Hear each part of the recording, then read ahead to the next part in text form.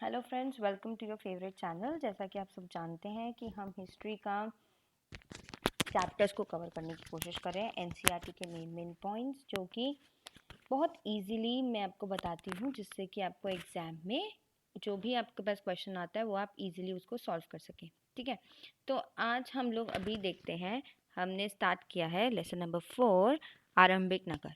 जो ancient time पे जो नगर होते थे, जो पहले के जो नगर थे, किस तरीके से होते थे, क्या उनमें किया जाता था, किस तरीके से उन नगरों में क्या क्या तरीके से लोग रहते थे, किस तरीके के उनके घर होते थे, वहाँ क्या क्या तरीके के काम होते थे, वो सब चीज़ें इस लेसन में हमें पता चलेगा कि एंशियंट टाइम में कौन कौन से नगरों के बारे में, या फिर आज जो रिसर्च हुई या बहुत एंशियंट टाइम के बाद जो रिसर्च हुई उसमें लोगों ने आरंभिक नगरों के बारे में क्या क्या पता लगाया, वो सब हम इस लेसन में देखने वाले हैं। ठीक है, तो स्टार्ट करते हैं इसके एनसीईआरटी के मेन पॉइंट, जिससे कि आपको क्लियर हो जाए कि इस लेसन में क्या है और एंशियंट टाइप की जो सिटीज़ थे, टाउन्स थे, उसमें क्या क्या होता था। तो लेट्स स्टार्ट। तो सबसे पहला पॉइंट है, सिंधु घाटी सभ्यता में सर्वप्रथम हड़प्पा नगर की खोज हुई। हड़प्पा आपने सुना होगा, हड़प्पा सिविलाइजेशन। हड़प्पा नगर में कैसा काम होता था, क्या क्या वहाँ पर किया जाता था, वहाँ कैसे लोग रहते थे, वो सब चीज़ें आपको यहाँ पर पता चलेंगी। तो सबसे पहला क्वेश्चन है, जो कि मुझे लगता है बहुत इंपॉर्टेंट भी होगा, क्योंकि हड़प्पा पर बहुत सारे क्वेश्चन बनते हैं, इस लेसन से क्वेश्चन बहुत सारे बनते हैं। सिंधु घाटी की जो सभ्यता थी, वहाँ पर सर्वप्रथम हड़प्पा नगर की खोज हुई थी। सिंधु घाटी सभ्यता की खोज दयाराम साहनी ने 1921 में की थी। तो दयाराम साहनी ने हड़प्पा नगर की खोज की थी। सिंधु घाटी सभ्यता का विकास करीब 4700 वर्ष पूर्व 2700 ईसा पूर्व हुआ। तो ईसा मसीह के जन्म से 2700 साल पहले या फिर 4700 वर्ष पूर्व इसकी सिंधु घाटी की सभ्यता जो है उसका विकास हुआ। ये सिंधु घाटी, जो सिंधु नदी है वहाँ की घाटी पर ये सब नगर, पहले वहाँ पर एक नगर की खोज हुई, उसके बाद यहाँ पर आपको बताया गया कि उस घाटी का विकास कब हुआ था, वहाँ की सभ्यता का विकास कब हुआ था। सिंधु घाटी सभ्यता का विकास पश्चिम के सुतका गेंडोर से पूर्व में आलिमा आल आलमगीरपुर आलमगीरपुर हिंडन नदी के किनारे यूपी तक, मांधा जम्मू कश्मीर से लेकर दक्षिण में दाइमाबाद महाराष्ट्र में है, जो अब तक माना जाता है। तो सिंधु घाटी की सभ्यता जो है उसका विकास, ये पूरा उसका आपको प्लान दिया हुआ है कि सुतका गेंडोर जो कि पूर्व में है, और फिर उसके बाद हिंदन नदी के किनारे जो कि यूपी में है, आलमगीरपुर, और फिर माधा जो जम्मू कश्मीर में है, वहाँ से पूर्व से शुरू हुआ, उसके बाद ये पश्चिम में शुरू हुआ था, फिर पूर्व में गया, उसके बाद फिर दक्षिण तक माना जाता है। मतलब पश्चिम से पूर्व के बाद दक्षिण तक इसका एक चैनल सिंधु घाटी जो है, उस पूरे एरिया को हम लोग सिंधु घाटी कहते हैं। ठीक है, इन नगरों का विकास दो भागों में हुआ था। ऊंचाई पर दुर्ग और नीचे की तरफ नगर बसा हुआ था। इस नगर जो थी वो दो भागों में विकास हुआ था। एक जो पार्ट था, एक जो उसका दुर्ग था वो ऊंचाई की तरफ था, और दूसरा जो था वो नीची तरफ में, नगर जो था नीचे की तरफ में बसा हुआ था।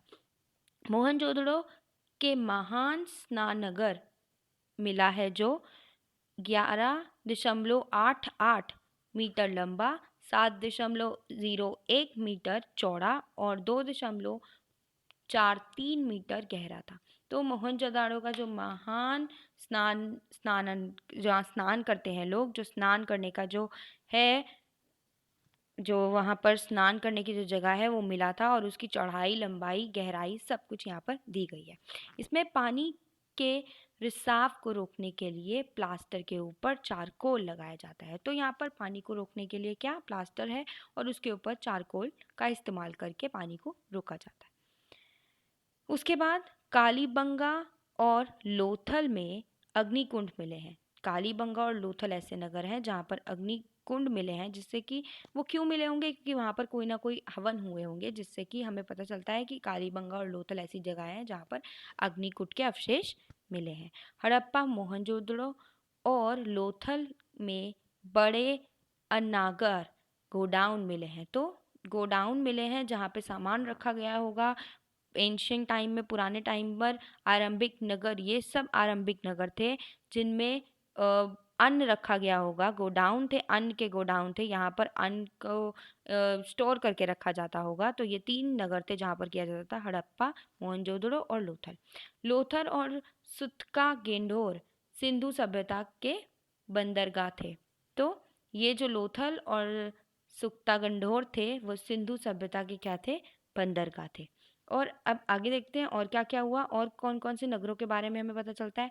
सिंधु सभ्यता में नगरों का विकास ग्रिड पद्धति में हुआ था। ग्रिड पद्धति मतलब कि जैसे हम ग्राफ में देखते हैं ना, ग्रिड बने होते हैं, बहुत सारे ग्राफ में हम जब ग्राफ बनाते हैं तो ग्रिड बने होते हैं, तो ग्रिड के आकार में, ग्रिड के फॉर्मेट में जो सिंधु सभ्यता है वहाँ के नगरों का विकास हुआ। उन्होंने घर भी ऐसे ही बनाए थे। ज़्यादातर मकान 1 या 2 मंजिल के होते थे जिसमें आंगन के चारों ओर कमरे बने होते थे। तो आप देख रहे हैं कि ज़्यादातर जो मकान थे वो 2 मंजिल के होते थे और आंगन के चारों तरफ कमरे बने होते थे, जैसे कि गाँव में घर होते हैं हमारे, वैसे गांव का जो सिस्टम है वो सिंधु सभ्यता में फॉलो किया जाता था। एग्जैक्टली सेम नहीं कहेंगे हम, लेकिन कुछ कुछ उससे मिलता जुलता था कि बीच में आंगन और आंगन के चारों तरफ कमरे बने होते थे। घरों की नालियां मुख्य नाली से जुड़ी होती थी। सबके एक दूसरे सबके एक दूसरे को 90 डिग्री पे काटती थी। तो ये सबके एक दूसरे जो सब थे, सब जो नालियां थी वो एक दूसरे को 90 डिग्री पर काटती थी। हड़प्पा की लिपि को अभी तक पढ़ा नहीं जा सकता। तो आप देख रहे हैं ऐसी लिपि, बहुत सारी लिपियां थी, बहुत सारे लोगों ने पुराने ज़माने में अपनी अपनी भाषाओं में, अरेबी में, फ़ारसी में अलग अलग तरीके से जो हमने मैन्यूस्क्रिप्ट के बारे में पढ़ा था पहले लेसन में, उसमें अलग अलग लिपियों की मदद से वो लोग लिखा करते थे, जिसको अब जो रिसर्चर्स हैं, आर्कियोलॉजिस्ट हैं, वो बता चुके हैं। लेकिन हड़प्पा लिपि एक ऐसी लिपि है जिसको आज तक भी पढ़ा नहीं जा सकता है। सिंधु सभ्यता की लिपि भाव चित्रात्मक थी। किसी अभिलेख की पहली पंक्ति दाई से बाई और फिर बाई से दाई और लिखी जाती थी। तो कोई भी अभिलेख लिखा जाता तो पहले दाई से बाई तरफ बनाया जाता था, फिर बाई से दाई तरफ उसकी लेख बनाई जाती थी। तो ये बता रहे हैं कि सिंधु सभ्यता को बताने के लिए चित्रों का यूज़ किया जाता था। चित्रों का इस्तेमाल करके सिंधु की सभ्यता को बताया जाता था।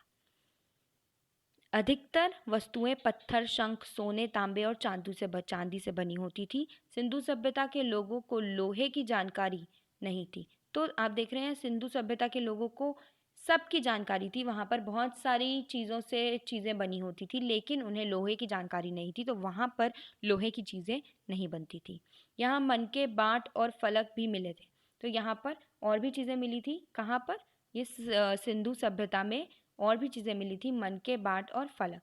मोहनजोदड़ो के नर्तकी की एक कांस्य मूर्ति मिली है। तो मोहनजोदड़ो में एक नर्तकी थी जिसकी एक मूर्ति हमें मिली है, जो कि आज भी उसके ऊपर किसी म्यूजियम में रखी गई होगी, जिसको लोग देख सकते हैं। लोथल में मनके बनाने के कारखाने मिले हैं। तो लोथल में क्या मिला है? मनके बनाने के कारखाने मिले हैं। सिंधु घाटी सभ्यता के लोग सूती और ऊनी कपड़े का प्रयोग करते थे। तो सिंधु घाटी की सभ्यता के बारे में बताया गया। वहाँ पर ग्रिड आकार के, ग्रिड पद्धति के घर हुआ करते थे। वहाँ के नगरों का विकास ग्रिड पद्धति में हुआ था। वहाँ के जो नालियाँ थी वो एक दूसरे को 90 डिग्री पर काटती थी। सिंधु घाटी के लोग जो थे वो सूती और ऊनी कपड़े का प्रयोग करते थे। तो इन सब पॉइंट से हमें पता चलता है कि सिंधु घाटी की सभ्यता कैसी थी, हड़प्पा सिविलाइजेशन कैसी थी, हड़प्पा में कैसे लोग रहते थे, वहाँ की हड़प्पा लिपि ऐसी लिपि थी जिसको आज तक पढ़ा नहीं जा सकता है।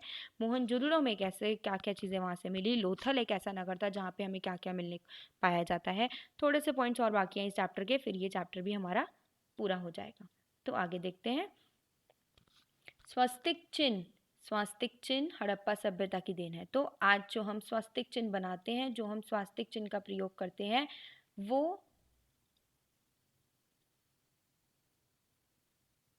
तो जो स्वास्तिक चिन्ह था वो हड़प्पा सभ्यता की देन है। ये क्वेश्चन बहुत ज़्यादा पूछा जाता है कि स्वास्तिक चिन्ह किस सिविलाइजेशन की या किस टाइम पे इसकी बात की जाती है, किस सभ्यता की देन है। ये हड़प्पा सभ्यता की देन है, ये आपको याद रखना होगा।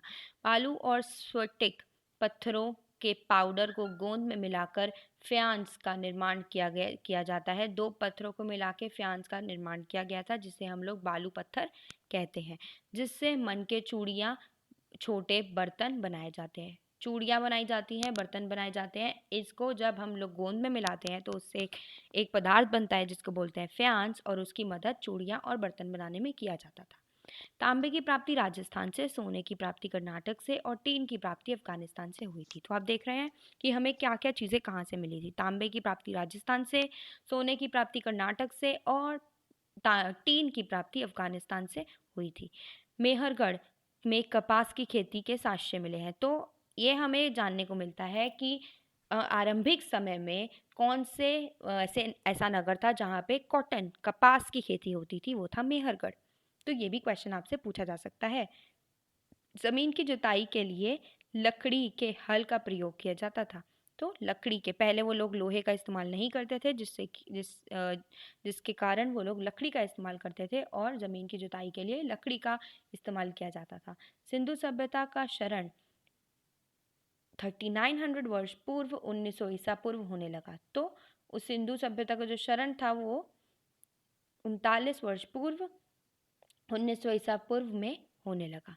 सुक्ता गेंगडोर, कालीबंबा और लोथल से घोड़े के अस्थित पंजर मिले हैं। तो ये 3 जगहें थी जहाँ पर घोड़े के निशान मिले हैं, जहाँ पर घोड़ों के अस्तित्व मिले हैं, जिससे कि हम लोग ये कह सकते हैं कि वहाँ पर घोड़ों का इस्तेमाल हुआ था, या फिर वहाँ के लोग घोड़े चलाते थे, वहाँ पर घोड़े पाए जाते थे।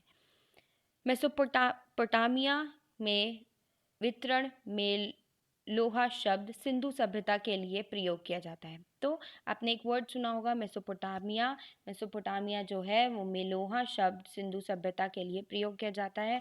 मेसोपोटामिया एक ऐसा है, मेसोपोटामिया में जो वर्णित किया जाता है मेलोहा, वो किसके लिए प्रयोग किया जाता है? सिंधु सभ्यता के लिए प्रयोग किया जाता है। सिंधु घाटी सभ्यता में परिवार मातृ सत्तात्मक हुआ करते थे। तो यहाँ पर सिंधु घाटी में जो सभ्यता थी उसमें माता को हेड माना जाता था। जो मातृ थी, जो माता थी, उसको सबसे सर्वोत्तम माना जाता था। वो जैसे हमारे घर में हमारे जो हेड होते हैं वो दादा या पापा होते हैं, वैसे ही सिंधु सभ्यता घाटी में उस टाइम में, इससे हमें ये पता चलता है कि उस समय महिलाओं को बहुत ज़्यादा बढ़ावा दिया जाता था और उस समय में जो माता थी वो घर की हेड थी। तो ये सब हमें सिंधु घाटी के, तो देखा आपने, हमने बहुत ही कम समय में सारे पॉइंट्स डिस्कस कर लिए, जिसमें ज़्यादातर सिंधु घाटी के बारे में बात की गई है। उसके बाद हड़प्पा के बारे में आपको 2 नए पॉइंट्स पता चले कि हड़प्पा की लिपि आज तक पढ़ी नहीं जाती है और स्वास्तिक चिन्ह जो है वो हड़प्पा की सभ्यता का देन है।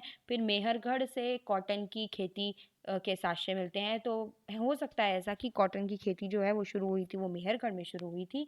फिर और हमें और भी बहुत सारी चीज़ें पता चलती हैं, जैसे कि मोहनजोदाड़ो में एक नर्तकी की मूर्ति मिली थी। फिर ज़्यादातर जो मकान थे वो सिंधु सभ्यता में ग्रिड पद्धति के हुआ करते थे। और हमें बहुत सारी चीज़ें हमने आज पढ़ी, जिसमें हमें बहुत सारे शहरों के बारे में पता चला। हमें ये पता चला कि किसने सिंधु घाटी की सभ्यता का विकास किया था। और सर्वप्रथम जो था हड़प्पा नगर, वहाँ पे हड़प्पा नगर सबसे पहला नगर था जहाँ पे सिंधु घाटी सभ्यता में इस नगर की सबसे पहली खोज हुई थी। तो रोज़ हम लोग एक एक लेसन कर रहे हैं, जिससे कि प्रेशर ना बढ़े और आपको चीज़ें याद रहें। अगर आप ये वीडियो 2-3 बार भी देखेंगे तब भी आपको एक एक पॉइंट बहुत जल्दी और आसानी से याद हो जाएगा। तो आज हमने चौथा चैप्टर किया है, इसमें ज़्यादा चैप्टर्स नहीं है। हम जल्दी से जल्दी इन्हें ख़त्म करने की कोशिश करेंगे और आगे भी बढ़ेंगे, जिससे कि आपका जो पूरा सिलेबस है वो क्लियर हो जाए। और मैं आपको ये एश्योरेंस देती हूँ कि हम इसके क्वेश्चन आंसर्स भी करेंगे और आप इसकी PDF भी ज़रूर मिलेगी। लेकिन प्लीज़ वीडियोस पहले ख़त्म कर लीजिए, उसके बाद PDF और क्वेश्चंस पे हम लोग जाएंगे, ठीक है? तब तक के लिए stay tune, stay connected, like share subscribe कीजिए। Thank you.